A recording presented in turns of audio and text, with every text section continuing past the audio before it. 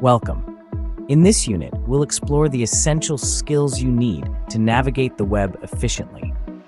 Whether you're browsing for information or completing tasks, understanding how the web works will help you get the most out of your online experience.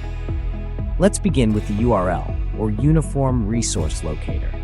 Think of it as the address that directs your browser to a specific website. A URL is made up of a few key parts. The protocol, like HTTPS, shows how your data is transferred securely.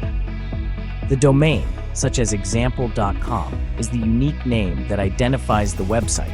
The file path follows the domain and takes you to specific pages within the site. Let's look at our school website, for example. We can easily see the protocol and now the domain.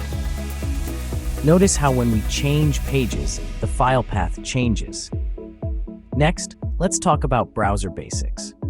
Your web browser is the tool you use to access websites. Most browsers have features like tabs, which let you open and manage multiple web pages at once. Tabs are great for multitasking. You can have an article open in one tab and an email in another, all within the same window. The address bar is where you type a website's URL or enter a search term. Many browsers now combine the search bar and address bar, so you can quickly switch between browsing and searching.